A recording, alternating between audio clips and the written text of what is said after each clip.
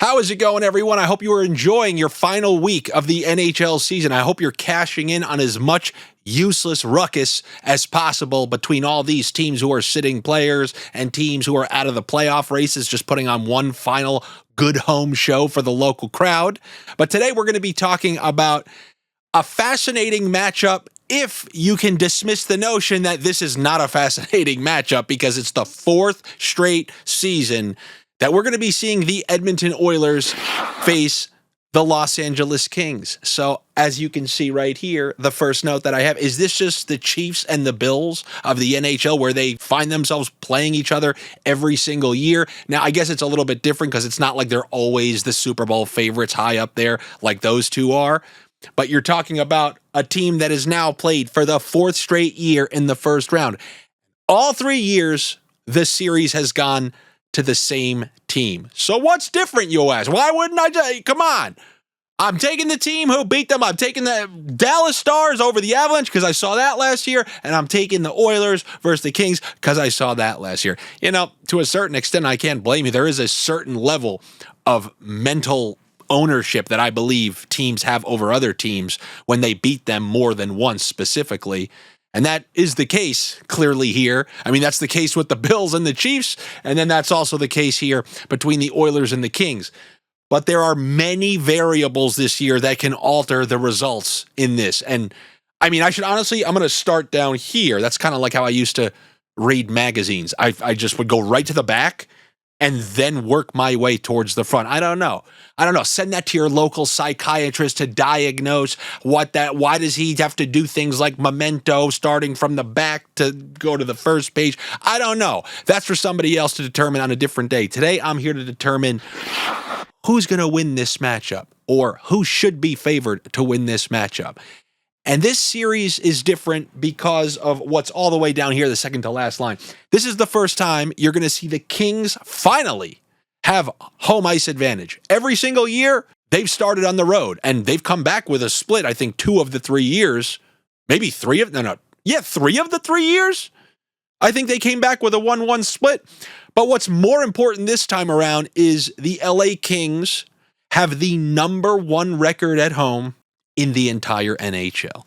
Now, the question I'll pose to you, but I know my own answer, does that necessarily translate into the playoffs? Many times.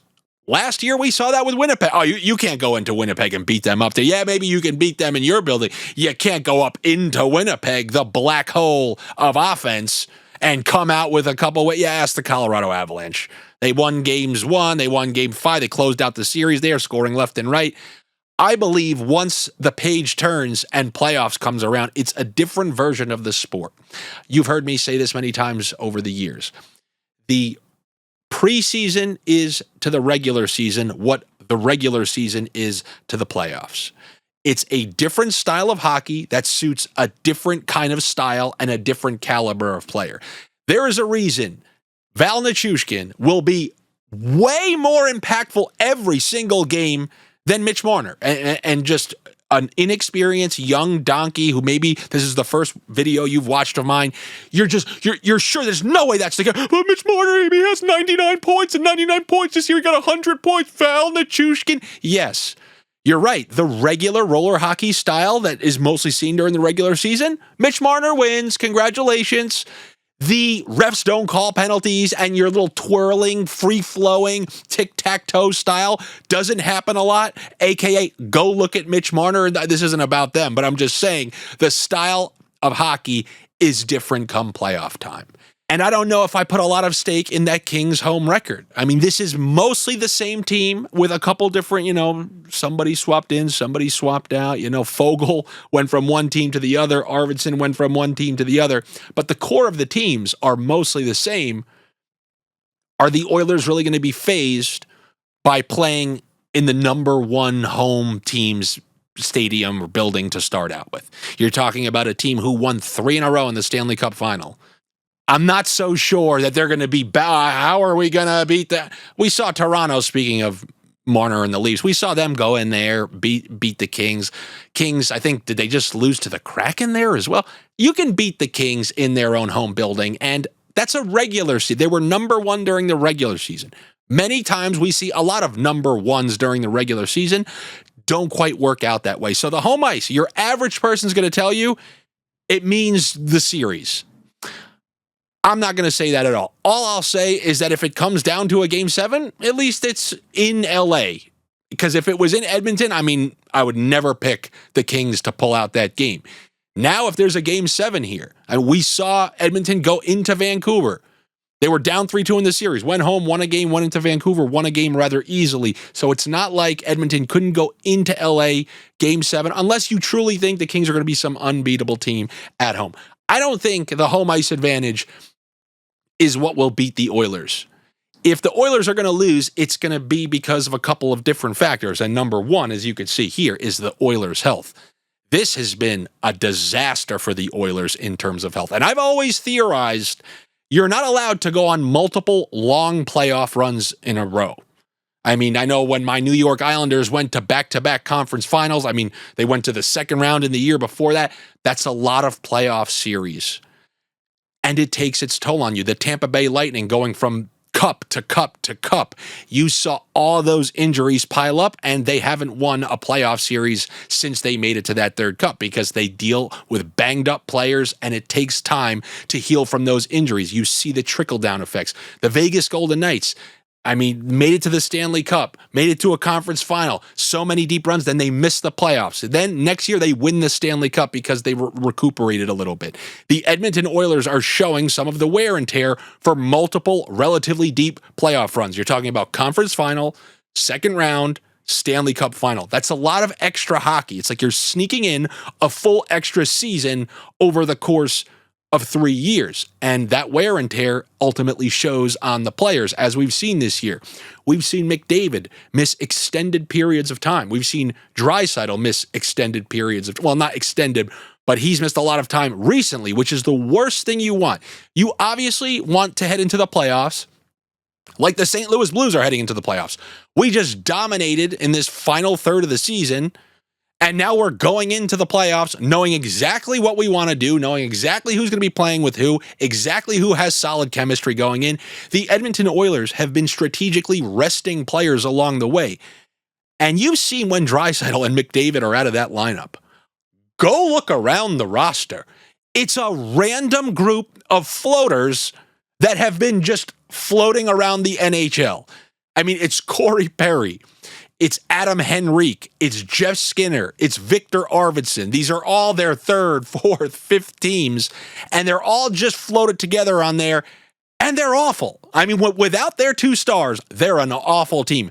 If they have one of the stars, they can kind of hang around, but they're in no position to win. For example, when we saw Draisaitl try to play through an injury against the Colorado Avalanche a couple postseasons ago, they just got swept. Now, that was a great Avalanche team, but when you remove one of those 2 key contributors from the Oilers, it's not just like losing a good player on the Kings. If Kevin Fiala missed this entire series, it's going to have no impact on if the Kings win or not because they have a different type of roster construction. They have that kind of team that I like in terms of how playoff teams are built, like the Golden Knights a couple of years ago. 3 lines at any point. One of those 3 lines can take over a series. They have scores on all 3 lines, and we obviously know that with the line combos this year. Talking about my top line, Big Slick. I don't like that didn't catch on with everyone. Eventually it will. We got that top line with Big Slick. We got Fiala on that second line with Byfield and Laferriere, and then obviously the Dano, Moore, and Fogle line. So that is a nicely balanced roster against a team that's highly star dependent. And it's also dependent, as it has been these previous couple years, they set the all-time record for the best power play ever. And it's the same 5 players from that all-time power play. We've seen this power play win them series after series after series. And that's that Oilers vicious power play. It's the same 5 members from a couple years ago when they won that. The Vegas Golden Knights series, the series that they lost, they were scoring every single power play opportunity they had. It was insane. Their special teams can win them any series, even if they get outplayed every single game. That's how good their power play is. And then last year, we saw them have an elite penalty kill come playoff time. So is that going to show its face? Because let me tell you something, as far as the Kings are concerned, their special teams, it didn't just lose them that series. It made it a laughable series. Outside of last year, you look at the previous two Kings-Oilers series, very close series. Went to the bitter end in both of those series. The Kings' power play was the worst thing you've ever seen in your life.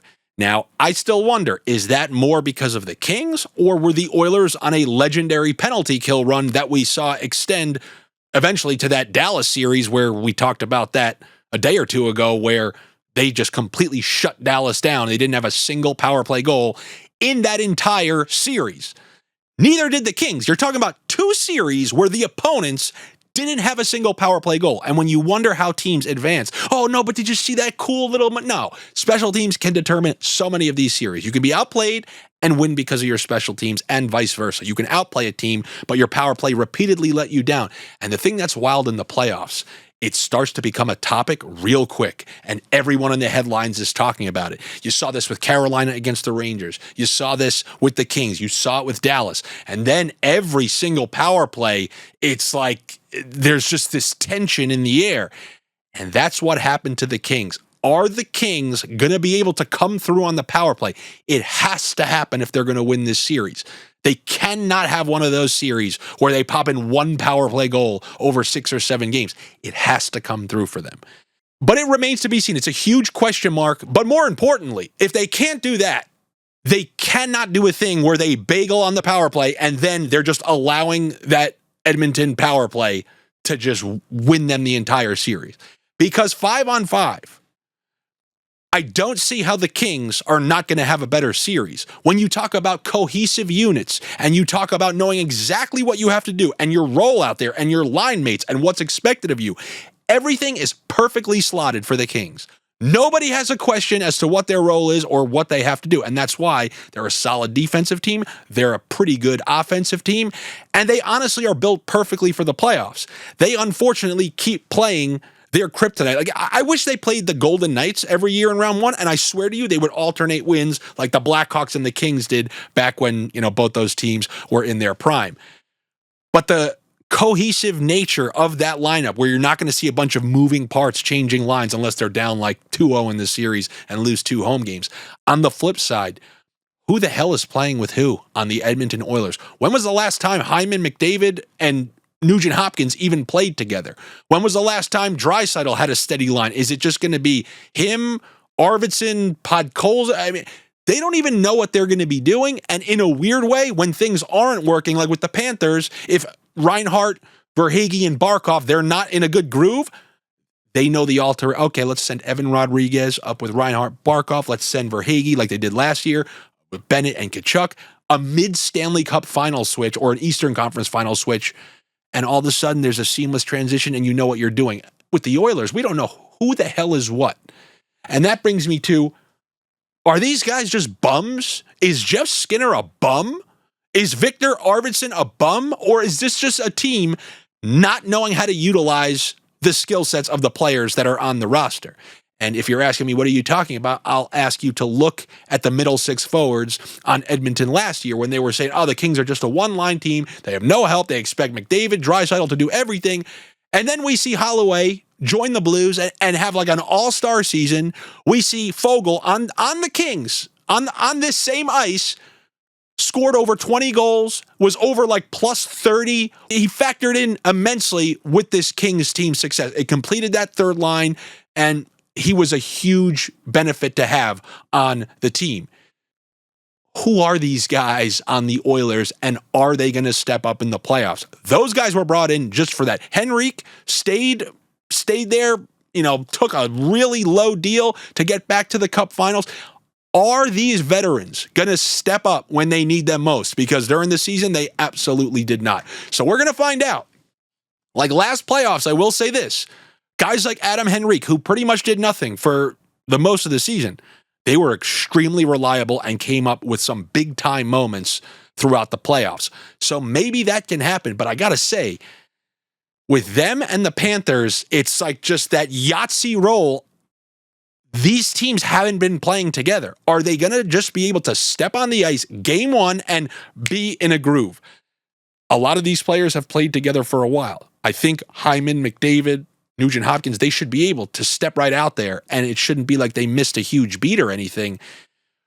But you got to give the Kings a massive advantage in games 1 and games 2 until the Oilers kind of find their footing and get into a groove, because they obviously aren't playing together throughout this whole final stretch of the season. So early in the series, I'm going to favor the Kings.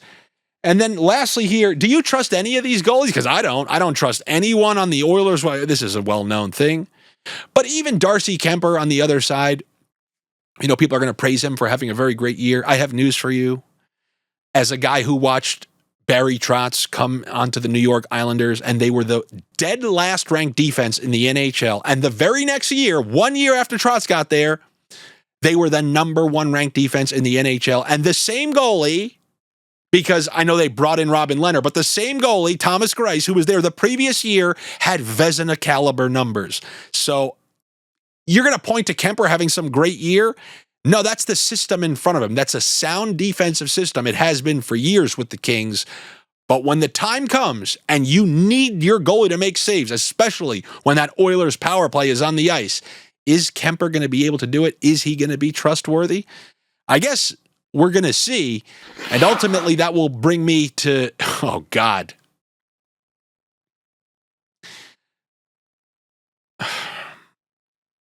This is really difficult. I truly feel like the Oilers should lose this series. They were the Stanley Cup favorite before this year started.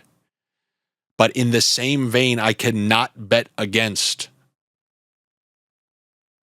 the Kansas City Chiefs when they play the Bills. When you've beaten a team that many times, this is rough. This is like, I say money line picks or donkey line picks. If you're forcing me to make a pick in my bracket, I'm going to have a hard time not choosing the Edmonton Oilers. God, it doesn't feel right with the Oilers this time. But I guess if their power play starts clear, I'm just going to bank on that power play winning them a series, because they can find their groove very quickly if, 1 or 2 power plays go their way. So I guess I'm going with the Oilers, a begrudging Oilers pick, but I did want to raise the points that are going to make this series way different than the other series. Like, this is a series where I will pick to go over 5.5 games, but that's probably favored. I may pick this to go 7 games, the exact games bet. This series will go 7 games. There's a sniff that I'll give you for that series. That's what I have for my next playoff breakdown. I got some more for you before the playoffs start. Make sure you are doing me some favors here. I did you a favor. I did all this. I wrote all that on the board. So I think you can toss me a couple clicks, leave a couple comments. And if you want, you can help by joining the Patreon, become a minority owner of this show by being my lone sponsor. And you can join that at patreon.com/Andy Francess. I hope to see you there. If not, I'll see you for the next playoff preview video. I haven't even decided who it's going to be yet, but I can assure you it's going to be a good one. I will see you then.